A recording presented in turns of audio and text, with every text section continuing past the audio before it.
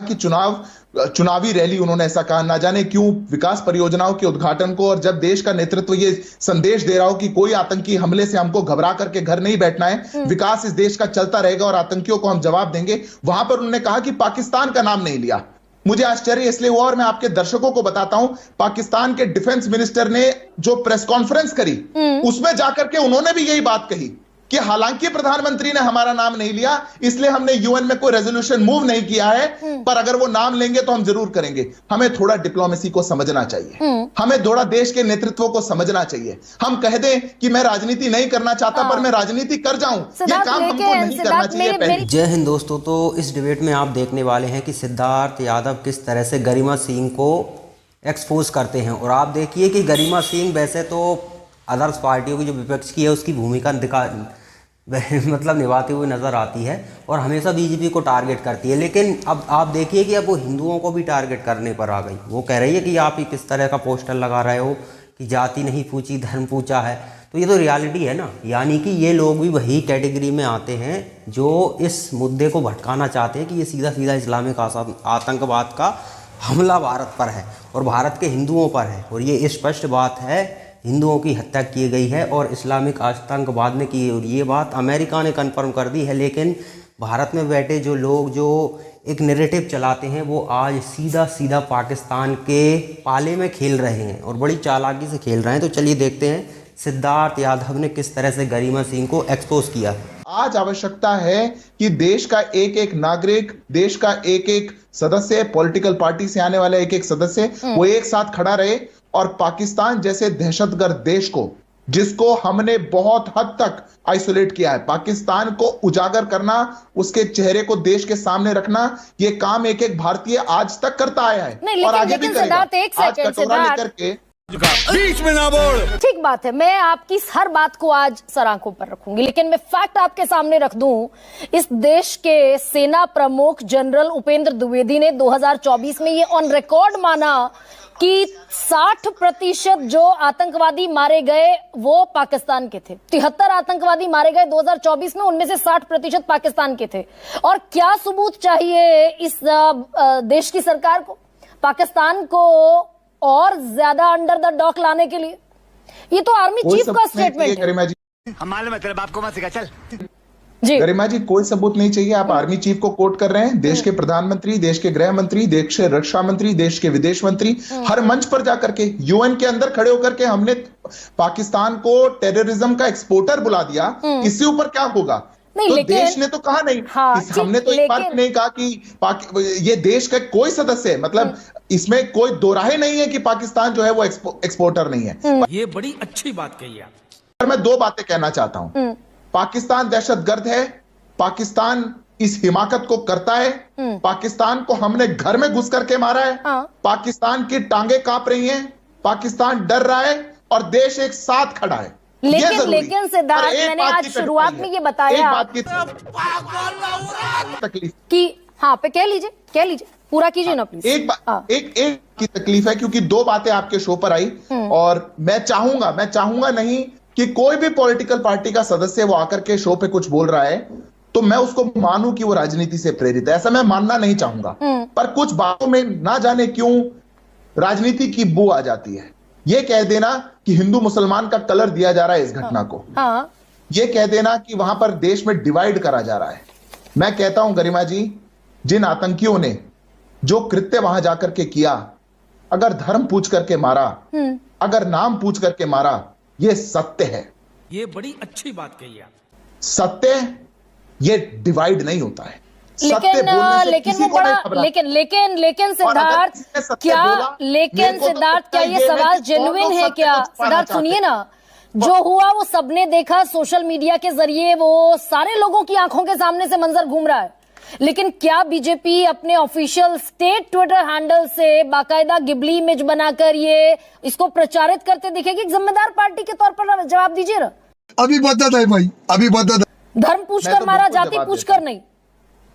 मैं बिल्कुल जवाब दे रहा हूं। इसीलिए जब मैं कहता हूं कि अगर कोई चीज सत्य है तो वो सत्य है, ना सत्य को दबाइए, ना झुटलाइए, ना उसको बहकाइए। और सुप्रिया जी ने तो बहुत आसानी से कह दिया, पर उनको कहना यह चाहिए था कि मेरी पार्टी में रॉबर्ट वाड्रा की कोई हैसियत नहीं है, गांधी परिवार में कोई हैसियत नहीं है, क्योंकि अगर पार्टी के दामाद या रॉबर्ट वाड्रा के स्टेचर के नेता वो आकर के ये बात कहें कि आतंकवाद इसलिए किया जा रहा है क्योंकि देश में हिंदू मुसलमान होता है, कष्ट होता है, गरिमा जी पीड़ा होती है। पीड़ा इस बात पर भी, सिद्धार्थ क्या पीड़ा इस बात पर भी होनी चाहिए, चुप साली, प्रेजेंट एस्टैब्लिशमेंट को, मौजूदा एस्टैब्लिशमेंट को इस बात पर पीड़ा होनी चाहिए कि बाकायदा कश्मीर के बच्चों पर numerous video showing Kashmiri students nation wide terrified for their safety are being widely shared on social media. यहां तक कि उमर अब्दुल्ला को अपने कैबिनेट मिनिस्टर्स भेजने पड़ रहे हैं राज्यों में बातचीत करने के लिए। ये भी कंसर्न है क्या हमारे लिए, होना चाहिए क्या? कश्मीर का एक एक नागरिक ये हमारे भारत का नागरिक है, और आज पहली बार अगर किसी आतंकी हमले के बाद आम कश्मीरी सड़कों पे उतर करके देश के साथ खड़ा है, तिरंगा लेके खड़ा है, तो ये भारत की और कश्मीर की बदली हुई तस्वीर के ही कारण है। क्या बात, ये बात है। नहीं तो हमने देखा है कि पहले भी क्या स्थिति होती थी। नहीं तो वो फिर कश्मीर का एक नागरिक, इसकी सेफ्टी हमारी जिम्मेदारी है और नागरिकों की जिम्मेदारी है। लेकिन हम जिस मेजर को, ठीक है, हमने जिस डिप्लोमेटिक मेजर को उठाया सिद्धार्थ, वो तो हमने न जाने कितनी दफा कर लिया भाई। वीजाज पर प्रतिबंध लगा दिया, ये तो अब से पहले न जाने कितनी बार हो चुका है। आज से थोड़ा ही हम दहशतगर्दी झेल रहे हैं। देखिए गरिमा जी, मैं दो बातों का जवाब दूंगा, आपके वाले का दूंगा, उससे पहले एक सुप्रिया जी ने कहा था, मुझे वो भी राजनीति से प्रेरित लगा, वो बात न रह जाए इसलिए मैं उसको कह देता हूं। अभी मजा आएगा ना। उन्होंने कहा कि चुनावी रैली, उन्होंने ऐसा कहा, ना जाने क्यों विकास परियोजनाओं के उद्घाटन को, और जब देश का नेतृत्व ये संदेश दे रहा हो कि कोई आतंकी हमले से हमको घबरा करके घर नहीं बैठना है, विकास इस देश का चलता रहेगा और आतंकियों को हम जवाब देंगे, वहां पर उन्होंने कहा कि पाकिस्तान का नाम नहीं लिया। मुझे आश्चर्य इसलिए हुआ, और मैं आपके दर्शकों को बताता हूं, पाकिस्तान के डिफेंस मिनिस्टर ने जो प्रेस कॉन्फ्रेंस करी उसमें जाकर के उन्होंने भी यही बात कही कि हालांकि प्रधानमंत्री ने हमारा नाम नहीं लिया इसलिए हमने यूएन में कोई रेजोल्यूशन मूव नहीं किया है, पर अगर वो नाम लेंगे तो हम जरूर करेंगे। हमें थोड़ा डिप्लोमेसी को समझना चाहिए, हमें थोड़ा देश के नेतृत्व को समझना चाहिए। हम कह दें कि मैं राजनीति नहीं करना चाहता पर मैं राजनीति कर जाऊं, ये काम हमको नहीं करना चाहिए। मेरी बात का लेकिन जवाब नहीं आया। मैंने पूछा आपसे, बड़ी जिम्मेदारी से पूछ रही हूँ, बड़ी जिम्मेदारी से। इसकी मौका इस तरह के डिप्लोमेटिक एक्शंस भारत ने पिछले 30 सालों में बहुत बार देखे, संसद हमले से लेकर, मैं 25 साल बाद यही बात कर रही हूं। तो क्या ये डिप्लोमेटिक एक्शंस निर्णायक और पक्की लड़ाई की तरफ बढ़ते दिखते हैं क्या, या फिर ये वही है कि जहां नासूर हुआ वहां पट्टी लगाकर दबा दिया, ये वैसी भी तस्वीर दिखती है क्या? रुक, तेरे को बताते तेरी मां। देखिए गरिमा जी, मेरा प्रण है कि मैं आपके शो पर और मैं किसी भी शो पर जा रहा हूं, मैं राजनीति नहीं करूंगा, इसलिए कोई आंकड़ा इतिहास में कैसा होता था, कितनी सिविलियन कैजुअलिटीज कम हुई हैं, कितने टेररिस्ट अटैक कम हुए हैं, पत्थरबाजी कितनी कम हुई है, मैं कोई आंकड़ा नहीं बता रहा हूं। मैं दो बातें बताता हूं। ये कहना एक फैक्ट गलत है कि इंडस वाटर ट्रीटी, जो कि वर्ल्ड बैंक की ट्रीटी थी जो 1960 में हुई, वो सस्पेंड हो गई। ये तो बहुत बार हुआ है, ये कभी नहीं हुआ है। जो भारत ने मजबूत नेतृत्व के अंदर पाकिस्तान को जवाब देने का काम किया है, चाहे फिर वो एरियल स्ट्राइक हो, चाहे सर्जिकल स्ट्राइक हो, चाहे घर में घुस करके मारना हो, चाहे यूएन के मंच पर खड़े होकर कहना हो कि ये exporter we can not hold that permanently. इसको परमानेंटली बंद नहीं किया जा सकता, ये इंटरनेशनल ट्रीटी है। ये देश की जनता को पता होना चाहिए कि ये परमानेंट सोल्यूशन नहीं है। अच्छा, स्वाभाविक है गरिमा जी, और इसीलिए मैं फिर से आग्रह कर रहा हूं, आज का दिन ऐसा है कि 30 सेकंड का आप समय दीजिए। बार बार आप बीच में रुक रहे हैं तो फिर लोग, दर्शकों को भी नहीं अच्छा लगेगा। मैं चाहती हूँ आज भाई, ये अगर सारे राजनीतिक दल भुला सकते हैं, सॉलिडारिटी के साथ सामने आ सकते हैं, मैं तो फिर भी जर्नलिस्ट हूँ, कहिए ना प्लीज। जी, मैं बस एक बात बताना चाहता हूं देश को। प्रधानमंत्री ने बहुत स्पष्ट कहा है, घर में घुसकर मारेंगे, जो आए थे उनको मारेंगे, जो इनके पीछे थे उनको मारेंगे, और जवाब ऐसा होगा जो कल्पना से परे होगा। ठीक है, इस देश ने देखा है वो जवाब। और आपने जो इंडस वाटर ट्रीटी का विषय बताया, उसकी टेक्निकलिटी भी मैं आपको बता देता हूं। कई बार कई जगहों पे कहा जा रहा है कि अभी तो पानी नहीं रोका जा सकता, उसको रोकने में समय लगेगा। वास्तव में उसकी वास्तव की टेक्निकलिटी ये भी थी कि इंडस वाटर ट्रीटी के तहत हर पीरियोडिक समय में पाकिस्तान के लोग हमारे देश में आकर के डेवलपमेंट का काम देखा करते थे कि हमने कोई अननेसेसरी डैम नहीं बनाया है, हमने पानी को रोकने की कोई समस्या, हमने कोई प्रावधान तो नहीं कर लिए हैं, हम उस कनाल के ऊपर कोई डेवलपमेंट तो नहीं कर रहे हैं। अगर ये अबेंस में जाती है तो अब कोई पाकिस्तान का अधिकारी भारत में आकर के नहीं खड़ा हो पाएगा। अब नहीं, वो पूरी चिट्ठी है, लेकिन इसी पूरी चिट्ठी में ये क्लैरिटी भी है। ठीक है सिद्धार्थ, नहीं मैं उसी को क्लेरिफाई कर रहा हूं। ठीक है, सेक्शन नहीं मैं उसी को क्लेरिफाई कर रहा हूं। सेक्शन 12(3) ऑफ द ट्रीटी में जहां पर हमने पाकिस्तान को यह बताया है कि उनके नॉन कोऑपरेशन के कारण ये अबेयंस में जा रही है, ये भारत का एक बहुत बड़ा डिप्लोमेटिक मूव है। ये समय भी बताएगा, बाकी पाकिस्तान का अंजाम वही होगा जो कल्पना से परे होगा।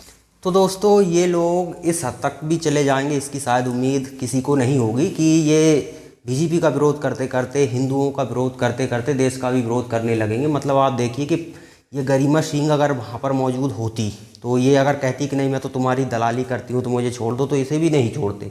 लेकिन फिर भी ये लोग उन्हीं की तरफ से बैटिंग कर रहे हैं। और ये देश की जनता को देखना चाहिए कि किस तरह से हमारे ही घर में ऐसे लोग बैठे हुए हैं जो उनके लिए बैटिंग करते हैं। अब आप देखिए ना, आतंकवादी कभी भी पकड़ा जाता तो भारत में जो वकील एक हेयरिंग का 20-20, 30-30 लाख रुपए लेते हैं, वो उनके लिए केस लड़ते हैं आतंकवादियों के लिए। तो आप कल्पना कीजिए कि भारत में पाकिस्तान समस्या नहीं है, पाकिस्तान से तो सेना बड़े आराम से निपट लेगी, लेकिन जो हमारे आसपास ही हैं और उन्हीं के साथ खड़े हैं, तो उन लोगों से निपटना ये बड़ी चुनौती है। और सबसे बड़ी चुनौती यही है। स्वाभाविक सी बात है, कोई भी आतंकवादी उड़कर नहीं आ सकता, उसे अंदर लाना बाहर से तो कोई चलो ठीक है बैकफायर देकर उसे अंदर घुसाने की कोशिश कर सकता है, लेकिन अंदर प्रोटेक्शन देना, ये सब चीज़ें वही लोग कर सकते हैं जो स्लीपर सेल की तरह उन लोगों के लिए काम करते हैं। तो ये देश की जनता को देखना ज़रूरी है। और ऐसे पत्रकारों के रूप में हो सकते हैं, वो किसी और फील्ड में हो सकते हैं। गरिमा सिंह जिस तरह से उन्हें बचाव करते हुए नज़र आ रही, उससे लगता है कि ये लोग हमारे लिए ज़्यादा खतरा है।